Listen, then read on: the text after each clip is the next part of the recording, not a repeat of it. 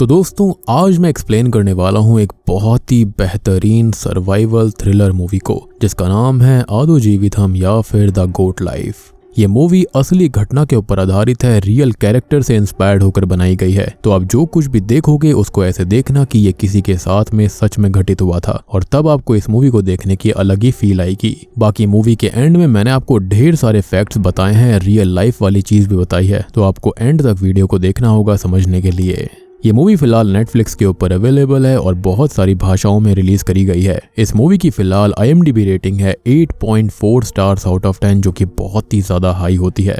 उम्मीद करता हूं कि आपको जरूर पसंद आएगी। और दोस्तों मैंने हाल ही में ही एक्सप्लेन किया है एक और डरावनी हॉरर मूवी को जो कि सच्ची घटना पर आधारित है जिसका नाम है डिलीटर। अगर आपने उसे अभी तक नहीं देखा है जाकर देख लेना, देखने में आपको मजा आ जाएगा।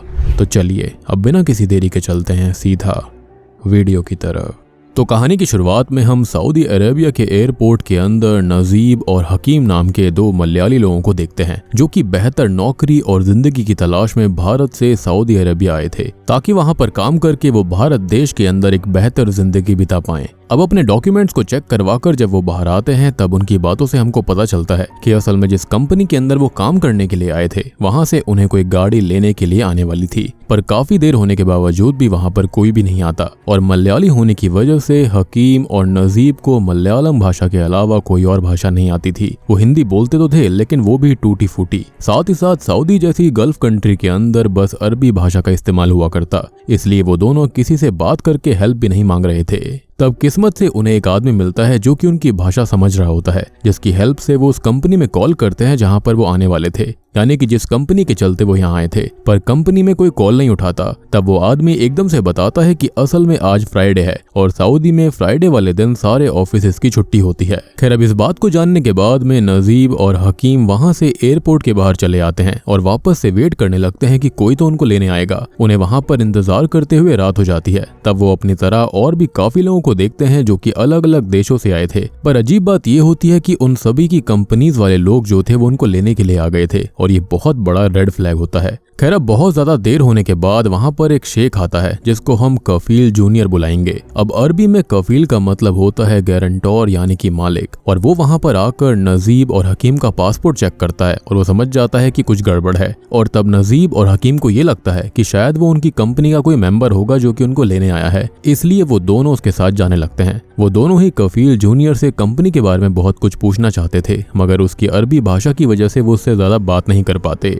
अब कफील जूनियर उन्हें अपने साथ एक टेम्पो में बैठाकर कहीं पर ले जाने लगता है और वो दोनों इस बात से बहुत ही ज्यादा शॉक्ड हो जाते हैं क्योंकि उनसे तो ये बोला गया था कि उन्हें वहां पर लेने के लिए AC बस आएगी। पर अभी नजीब और हकीम इस बात पर ध्यान नहीं देते और बस सोचने लगते हैं कि उन्हें जल्दी से जल्दी अच्छे पैसे कमाकर अपने घर वापस जाना है। थोड़ी ही देर के बाद में कफील जूनियर उन्हें लेकर एक रेगिस्तानी इलाके में आ गया था, जहां आने के बाद वो एक और आदमी से मिलता है और अब वो हकीम को टेम्पो से नीचे उतारकर उसे उस आदमी को सौंप देता है। तब नजीब और हकीम दोनों में से किसी को कुछ भी समझ में नहीं आता, लेकिन अब तक उनको इतना समझ में आ गया था कि वो किसी गलत आदमी के साथ आ गए हैं और यहाँ पर जिसको उन्होंने भेजा था वो भी फर्जी थे। वो कंपनी जिसके चलते यहाँ पर वो आए थे वो भी फर्जी है और ऐसा क्यों हुआ है इसके बारे में थोड़ी देर में और क्लियर होगा। खैर यहाँ पर असल में हुआ ये था कि कफील जूनियर ने उन्हें बाकी शेखों को बेच दिया था। वो दोनों उसको सब कुछ समझाने की कोशिश करते हैं लेकिन कफील जूनियर उनकी कोई बात नहीं सुनता और बस हकीम को वहीं पर छोड़कर नजीब को लेकर निकल जाता है, जिसके बाद उसने नजीब को भी एक दूसरे आदमी के पास छोड़ दिया था।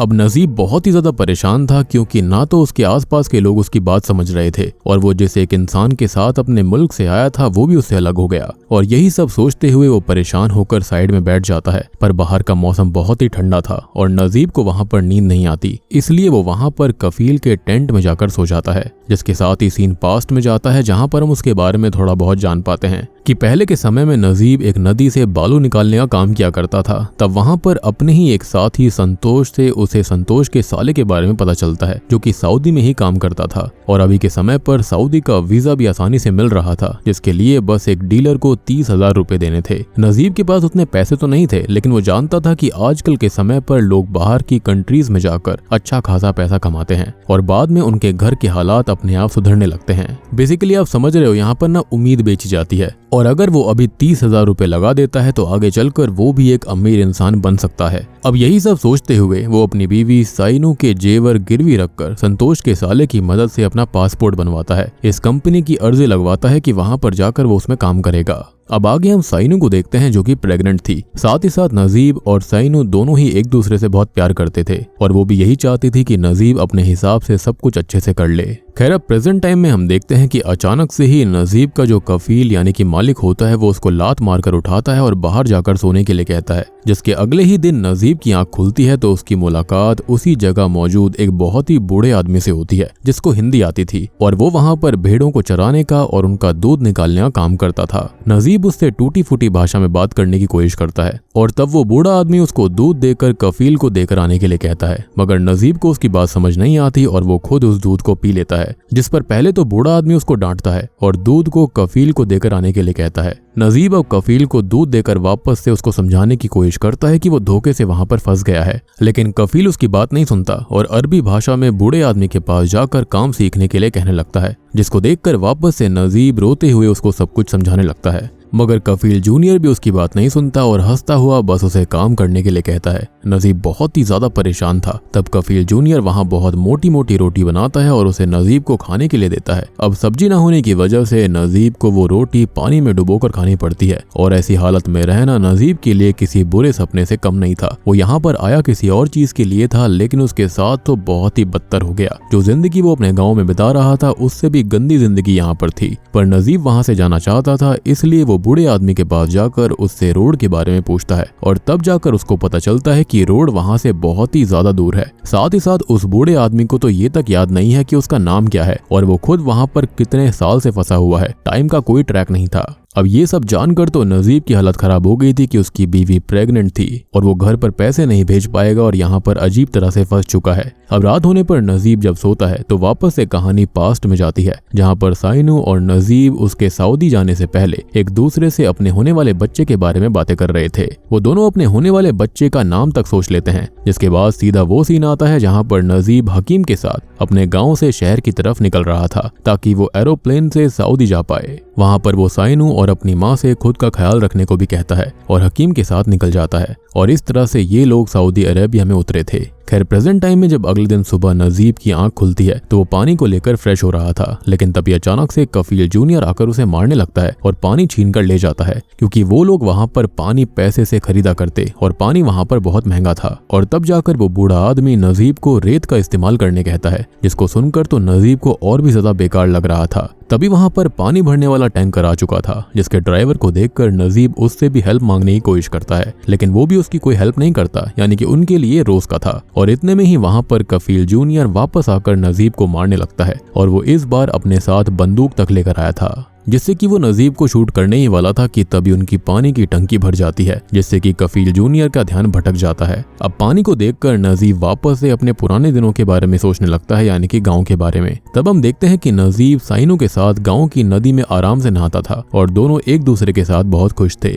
जहां गांव के अंदर उसके पास पानी की कोई कमी नहीं थी, वहीं यहाँ पर बीहड़ इलाके में वो बूंद बूंद के लिए मोहताज था और इसलिए कहा जाता है कि grass is always greener on the other side. इसलिए कहते हैं जो आपके पास है उसमें आपको खुश रहना चाहिए, उसी को बढ़ाना चाहिए, ना कि कहीं और जाना चाहिए। और जाओ भी तो इस तरह से कि पूरी प्लानिंग के साथ में। लेकिन मुझे यहाँ पर लगता है कि ये लोग रियल कंपनी के अंदर ही आए थे, लेकिन हुआ ये कि फ्राइडे की वजह से वहां पर छुट्टी थी, जिसके चलते कंपनी वाले शायद उनको लेने अगले दिन आते। या तो यहाँ पर पक्का कुछ ना कुछ मिसअंडरस्टैंडिंग हुई है और इसी चीज का शेख ने फायदा उठा लिया, यानी कि इस कफील जूनियर ने। उसने देख लिया था कि इन लोगों को ना ही अरबी भाषा आती है, ना ही इंग्लिश आती है और ना ही हिंदी प्रॉपर्ली आती है, तो वो किसी से हेल्प नहीं मांग पाएंगे, जिसके चलते वो उनको इल्लीगली यहाँ पर ले आया था, बेसिकली अपना नौकर बनाने के लिए। अब अगले दिन हम देखते हैं कि नजीब को मारकर उठाया जाता है और कफील उससे बकरी का दूध निकालने को कहता है और तब जाकर नजीब को समझ में नहीं आता कि आज वो बूढ़ा आदमी कहाँ चला गया। साथ ही साथ नजीब को दूध निकालना नहीं आता था, इसलिए बकरी उसको लात मार देती है।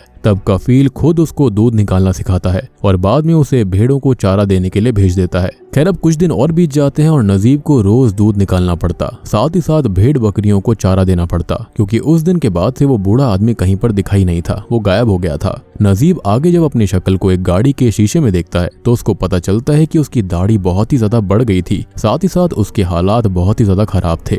उसको वहाँ पर आए हुए काफी महीने बीत चुके थे। अब नजीब को ये भी याद नहीं था कि वो वहाँ पर कब आया, कैसे आया, उसे कितना समय वहाँ पर और रहना पड़ेगा। पर जो भी था वो अपनी जिंदगी से परेशान हो चुका था और वो बहुत ही जोर से चिल्लाता है, रोने लगता है और अपनी जिंदगी को खत्म करने का सोचकर एक ऊंची सी जगह पर चढ़ जाता है जहाँ से कूदकर वो मरना चाहता था। लेकिन अचानक से ही उसकी नजर नीचे पड़ती है जहाँ पर कुछ गिद्ध किसी चीज को नोच नोच कर खा रहे थे।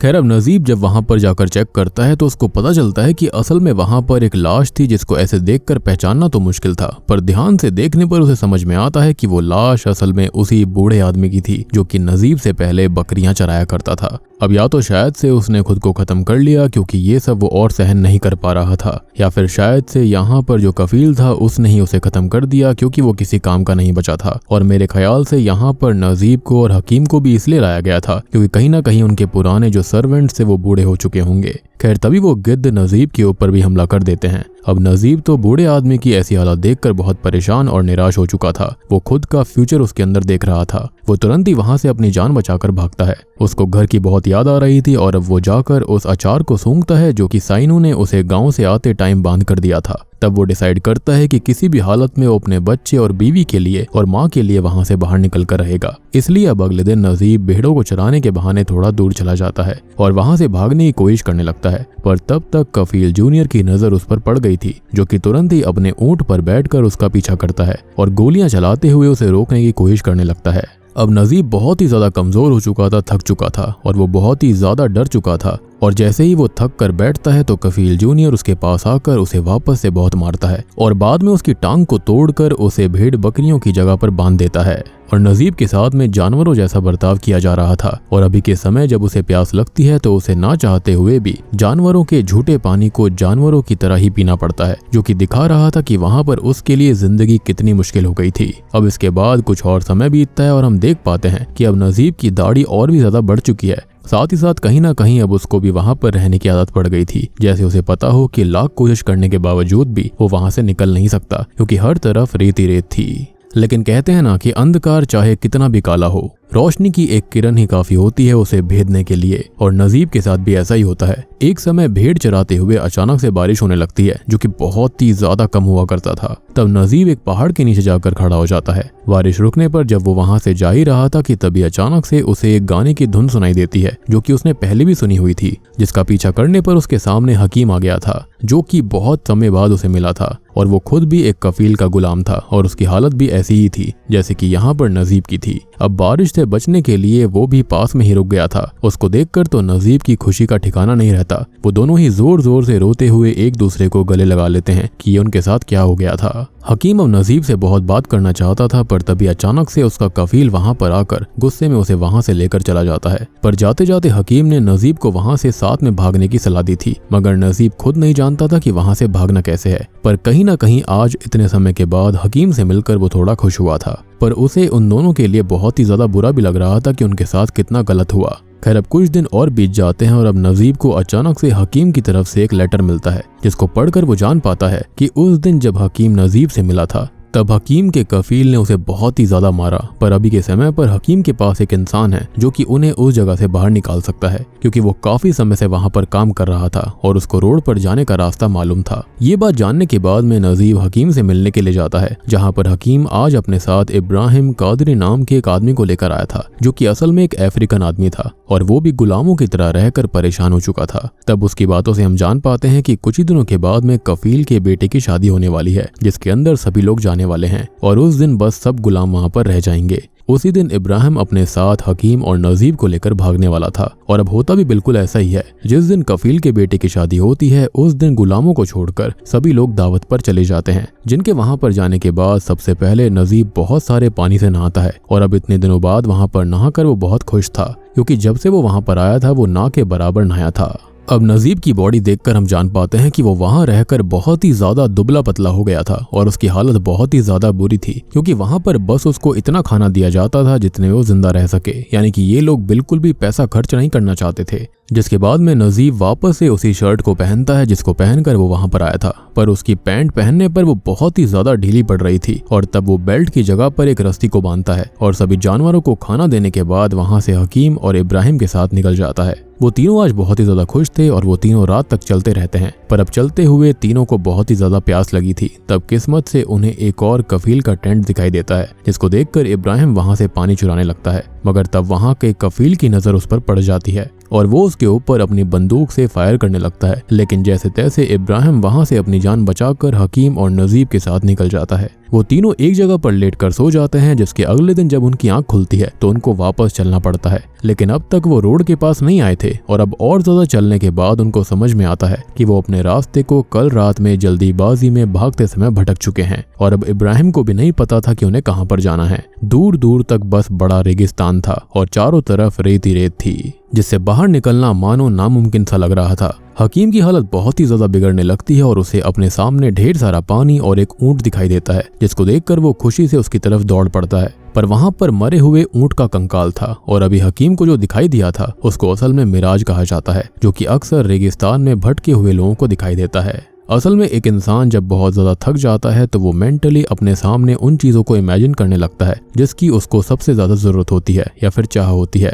वेल, अब आगे चलते हुए जब वो तीनों भगवान को याद कर रहे थे तभी अचानक से जमीन से ढेर सारे सहारन हॉर्न्ड वाइपर्स निकलते हैं, जो कि दुनिया में सबसे खतरनाक सांपों में से एक हैं। इब्राहिम और हकीम तो वहां से जैसे तैसे निकल गए थे, पर नजीब वहां पर फंस गया था। तब इब्राहिम उसे एक ही जगह पर खड़े रहने के लिए कहता है। नजीब अब कोशिश तो कर रहा था, लेकिन वो बहुत ही ज्यादा डरा होता है, लेकिन किस्मत से वो बच जाता है और सारे वाइपर्स वहां से चले जाते हैं। अब इन तीनों को चलते हुए 3 दिन हो चुके थे, मगर अब भी वो रोड के पास नहीं पहुंचे थे। चलते हुए नजीब के पैर में बहुत ही भयानक छाले पड़ जाते हैं और अब वो चल भी नहीं पाता। तब इब्राहिम अपनी जैकेट को फाड़कर उसके पैरों में बांधता है और वो तीनों ही अब आगे बढ़ने लगते हैं। पर अब एक समय ऐसा आ गया था कि हकीम की हालत बहुत ही ज्यादा बिगड़ जाती है। उसको तुरंत ही पानी पीना था और तब इब्राहिम उसको अपना पसीना पिलाता है और ये देखकर तो मुझे बियर ग्रिल्स की याद आ गई। खैर, तभी हकीम को अपनी वही जिंदगी अच्छी लगने लगती है जिसको छोड़कर वो घर वापस जाने के लिए रेगिस्तान में भटक रहा था। मतलब उसकी उम्मीद अब इस कदर टूट चुकी थी कि वो वहां से निकलने के बजाय उस जानवरों वाली जिंदगी को जीना पसंद कर रहा था जो कि वहां के कफील उसको दे रहे थे। फिर थोड़ा और आगे चलने पर एक बार वापस से हकीम को मिराज दिखाई देता है, जिसके अंदर उसे अपने सामने बड़ी बड़ी बिल्डिंग और खाना दिखाई दे रहा था। तब वो उस खाने पर टूट पड़ता है, पर असल जिंदगी में हम देखते हैं कि वो रेत को खा रहा था और जब इब्राहिम और नजीब उसको रोकने की कोशिश करते हैं तब हकीम नजीब को मारने तक की कोशिश करता है। यानी कि देख रहे हो कि मेंटल स्टेट कितनी ज्यादा गिर जाती है। लेकिन अचानक से ही रेत खाने की वजह से उसे खून की उल्टी होती है और मौके पर ही उसकी मौत हो जाती है, जिसको देखकर अब नजीब की हालत और बुरी हो गई थी। साथ ही साथ अब वो भी पूरी तरह से हिम्मत हार चुका था। तभी इब्राहिम उसे संभालता है और इतने में ही वहां पर अचानक से रेत का तूफान आ चुका था, जिसके अंदर वो दोनों फंस जाते हैं। वो दोनों उसमें बच तो गए थे, लेकिन अब हकीम की बॉडी रेत के नीचे कहीं पर दब कर रह गई थी और ना चाहते हुए भी दिल पर पत्थर रखकर अब नजीब को हकीम की बॉडी बिना ढूंढे ही इब्राहिम के साथ वापस जाना पड़ता है। अब चलते हुए इब्राहिम की हालत भी बिगड़ने लगी थी। साथ ही साथ नजीब के पैर में इतने ज्यादा छाले हो गए थे कि उसके पूरे पैर दर्द से जल रहे थे। अब अगले दिन नजीब की हालत भी मरने वाली हो चुकी थी। तब इब्राहिम अपनी चिंता ना करते हुए नजीब को अपने जूते पहनने के लिए देता है, लेकिन तभी इब्राहिम की नजर वहां पर एक छिपकली पर पड़ जाती है, जिसको देखकर वो समझ गया था कि आसपास जरूर पानी होगा और थोड़ी बहुत छानबीन करने पर नजीब और इब्राहिम को वहां पर पानी मिल जाता है, जिसको देखकर वो दोनों ही तुरंत उसकी तरफ भागते हैं। और ये कोई मिराज नहीं था, ये सच्चाई थी और आज इतने समय बाद जी भरकर वो पानी पीते हैं। वो दोनों पानी को ऐसे पी रहे थे जैसे कि वो अमृत हो। साथ ही साथ इब्राहिम पानी को एक बोतल में भर लेता है और थोड़ा बहुत आराम करने के बाद वापस से नजीब के साथ आगे की तरफ निकल पड़ता है। लेकिन अब और ज्यादा आगे जाने पर उन्हें यही दिखाई देता है कि आसपास रोड का कोई नामो निशान नहीं है, जिसको देखकर अब इब्राहिम की हिम्मत भी जवाब दे जाती है। और जब अगले दिन नजीब की आंख खुलती है तब तक इब्राहिम वहां से अकेले कहीं पर चला गया था, पर जाने से पहले उसने नजीब के लिए वो पानी की बोतल छोड़ दी थी जिसको उन्होंने उस तालाब से भरा था। माइट भी वो भी जिंदा नहीं बचा होगा।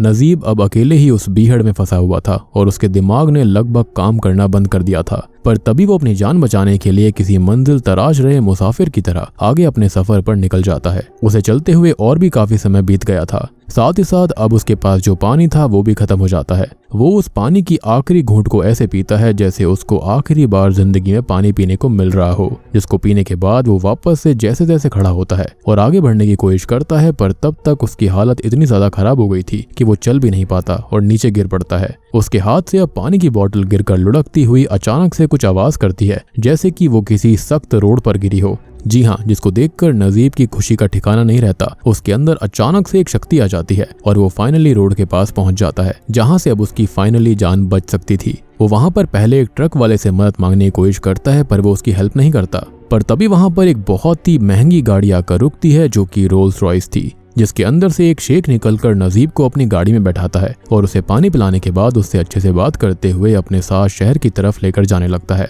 नजीब वहां से निकलकर बहुत ही ज्यादा खुश था। उसने ऐसा सोच लिया था कि वो अपनी जिंदगी में वहां से कभी भी निकल नहीं पाएगा। उसने सारी उम्मीद छोड़ दी थी, पर अब वो फाइनली शहर तक आ गया था, जहां पर आकर वो आसपास भटकने लगता है। तब वहां पर किस्मत से उसकी मुलाकात कुंजिका से होती है, जो कि खुद एक मलयाली था और सऊदी में खुद का होटल चला रहा था। नजीब की हालत देखने के बाद वो तुरंत उसकी हेल्प करता है और उसको नहलाने धुलाने के बाद उसके घर वालों को पता करके नजीब की बात उनसे करवाता है। नजीब को यहाँ पर आए हुए शॉकिंगली 4 साल बीत गए थे। जी हाँ, और 4 साल बाद वो अपने घर वालों से बात करता है। नजीब की आंखों में आंसू आ गए थे। तब उसको पता चलता है कि उसको बेटा हुआ था, जिसको साइनू नजीब की याद में आज अकेले पाल रही है। मतलब सोच रहे हो कि नजीब ने कभी सोचा भी नहीं था कि वो अपनी बीवी की आवाज सुनेगा, लेट अलोन ये जान पाएगा कि उसको बेटा भी हुआ था। खैर, ये सब बातें जानने के बाद नजीब डिसाइड करता है कि वो किसी भी हालत में अपने घर जाएगा, पर क्योंकि अभी उसके पास कोई भी डॉक्यूमेंट नहीं थे, इसलिए अभी उसे उसके ही जैसे लोगों के साथ जेल में रख दिया जाता है, जो कि अपने कफील के पास से भागकर आया करते थे। ऑब्वियस ही बात है, उसका पासपोर्ट और सारे डॉक्यूमेंट्स तो उस कफील ने ले लिए थे। खैर, वहां पर नजीब इब्राहिम की फोटो भी देखता है, जो कि पुलिस स्टेशन में लगी हुई थी, पर उसके अलावा उसके बारे में कोई और इन्फॉर्मेशन नहीं थी। खैर, अब कुछ ही समय के बाद में जेल के अंदर कुछ कफीलों को बुलाया जाता है और वहां का ये रूल था कि अगर कोई भी कफील वहां पर मौजूद अपने किसी भी गुलाम को पहचान लेता है तो वो उसे अपने साथ वापस लेकर जा सकता था। और ऐसा होने पर कफील अपने गुलाम को जेल के अंदर बहुत ही ज्यादा मारा पीटा करते थे और बाद में वो उन्हें अपने साथ बेइज्जत करते हुए जानवरों की तरह लेकर जाया करते। नजीब बहुत ही ज्यादा डरा हुआ था, पर तभी उसका डर एक बुरे सपने में बनकर उसके सामने आता है। अचानक से ही उस जेल के अंदर वही कफील जूनियर आ गया था, जो कि नजीब को पहचान लेता है और उसे आकर बहुत मारता है। पर तभी नजीब को होश आता है और वो देखता है कि वहां पर कफील जूनियर है तो सही, पर वो आगे निकल गया था। लेकिन अचानक से ही कफील जूनियर वापस आता है और तब उसकी बातों से हम जान पाते हैं कि असल में सबसे पहली बार, मतलब कि आज से लगभग 4 साल पहले, जब कफील जूनियर हकीम और नजीब को अपने साथ लेकर गया था, तो वो उनके साथ धोखा कर उनको लेकर गया था। यानी कि वो तो लीगली यहाँ पर आए थे काम करने के लिए, उनकी कंपनी वाले भी अगले दिन उनको लेने आए होंगे, लेकिन तब तक धोखे से कफील जूनियर उनको अपना नौकर बनाकर ले गया, क्योंकि लैंग्वेज प्रॉब्लम बहुत ज्यादा थी, उनको कुछ भी पता नहीं था। और इस कफील जूनियर को इस इल्लीगल काम के बारे में पता था कि वो गलती कर रहा है, पर वो एक तरह से गुलामों का दलाल था, इसलिए उसने ऐसा करा। पर क्योंकि नजीब उसका ऑफिशियल गुलाम नहीं था और वो उनको धोखे से लेकर गया, इसलिए ये रूल उस पर लागू नहीं होते थे और इसलिए कफील जूनियर का उस पर कोई हक था ही नहीं और अब वो उसको वहां से लेकर नहीं जा सकता था। और ये सब बताने के बाद कफील जूनियर वहां से मुंह फुलाकर चला जाता है। यानी कि देख रहे हो, यहाँ पर 4 साल ये लोग बिना सजा के, बिना किसी चीज के उनके गुलाम बने हुए थे और बेचारा हकीम तो बिना मतलब ही मारा गया। और बात रही इब्राहिम की, तो मुझे लगता है कि वो तो ऑफिशियल गुलाम होगा, लेकिन वो भी वहां से भागना चाहता होगा, जिसके बाद में नजीब बहुत रोने लगता है और अब 3 महीने तक नजीब को जेल में रखा जाता है। और बाद में उसे बाकी सभी इमिग्रेंट्स जो कि भागकर यहाँ पर बिना किसी डॉक्यूमेंट्स के सऊदी में आ गए थे, उनके साथ वापस इंडिया भेज दिया जाता है। यानी कि नजीब यहाँ से एक चीज सीख कर आया था कि जो उसके पास है उसे उसी में खुश रहना चाहिए और बिना नॉलेज के या फिर बिना प्लानिंग के कभी भी ऐसे अनजान देश में नहीं जाना चाहिए। और बूम, इसी के साथ में ये मूवी यहीं पर खत्म हो जाती है। तो दोस्तों, ये थी आदू जीविथम या फिर द गोट लाइफ फिल्म की कहानी, जो कि हाल ही में ही नेटफ्लिक्स के ऊपर आई है और ट्रेंडिंग भी कर रही है। उम्मीद करता हूँ कि आपको ये पसंद आई होगी। ये 2008 में आई बेस्ट सेलिंग मलयालम नोवेल से ही इंस्पायर्ड होकर बनाई गई है और ये जो कहानी है वो नजीब की रियल लाइफ घटना के ऊपर आधारित है, जिनके साथ वाकई में ऐसा हुआ था। और ये तो खाली एक नजीब की कहानी थी, वहां पर ऐसे हजारों नसीब होते होंगे। अब देखो, मैं यहाँ पर इस कहानी के बारे में आपको कुछ और ऑब्जर्वेशंस और फैक्ट्स बताता हूँ। तो ये तो एक रियल कहानी से इंस्पायर्ड होकर बनाई गई है, ये चीज तो मैंने आपको बता दी। इस मूवी को बनाने में लगभग 16 साल का लंबा समय लगा था और उस चीज का डिफरेंस हमें मूवी के अंदर देखने को मिलता भी है। जैसे आप जब नोटिस करोगे तो शुरुआत में नजीब बहुत ही ज्यादा जवान सा लग रहा था, पर मूवी के आखिर तक आते आते उसके फेशियल फीचर्स काफी हद तक बदल चुके होते हैं। अब पृथ्वीराज जिन्होंने कि नजीब का रोल निभाया है, मूवी की शुरुआत में उनका वजन लगभग 98 केजी था और आखिरी में आते आते वो 67 केजी के रह गए। इस मूवी के अंदर जो कहानी दिखाई गई है वो नजीब नाम के एक मलयाली आदमी की सच्ची घटना है, जो कि लगभग 4 सालों तक उसी वीरान बीहड़ में फंसा हुआ था, जहां पर उसे जानवरों की तरह रखा जाता। और वहां से निकलने के बाद में जब वो किसी तरह से अपने घर वापस आया, तब उसने एक किताब लिखी थी जिसका नाम द गोट डेजी था, यानी कि भेड़ बकरियों वाली जिंदगी, जो कि 2008 की सबसे ज्यादा बिकने वाली किताब थी। और उसी समय के बाद से उसकी कहानी पर फिल्म बनना चालू हो गई और तब से बनते बनते वो मूवी अब 2024 में रिलीज करी गई। अगर रिपोर्ट्स के अनुसार देखा जाए तो हर साल हजारों लोग इसी तरह से स्कैम्स का शिकार होते हैं, जिसके अंदर उन्हें जॉब का बहाना देकर आउट ऑफ कंट्री बुला लिया जाता है, पर उनमें से 30% लोगों के साथ स्कैम हो जाता है और अब उन 30% में से बस 2% वापस बच पाते हैं। बाकी के या तो शुरुआत में ही मार दिए जाते हैं या फिर पूरी जिंदगी वहीं पर रहकर कफीलों की जानवरों की तरह गुलामी करते हैं। और इसलिए मूवी का नाम भी गोट लाइफ रखा गया है। और गोट लाइफ से तो आप समझ गए होंगे, क्योंकि वहां पर इनको भेड़ बकरियों की तरह ही रखा जाता। खाने को खाना नहीं, पीने को पानी भी नहीं होता था और दिन भर बस किसी भेड़ बकरी की तरह मेहनत करवाई जाती। तो उम्मीद है कि आपको ये कहानी पसंद आई होगी, समझ में भी आ गई होगी। एंड मैं चाहूंगा कि आप इस मूवी को एक बार जाकर जरूर देखना, आपकी आंखों में आंसू जरूर आएंगे। तो वीडियो पसंद आई हो तो लाइक कर देना, चैनल के ऊपर नए हैं तो सब्सक्राइब कर लीजिए। तो मैं आप सबको मिलता हूँ अगली वीडियो के साथ में, तब तक के लिए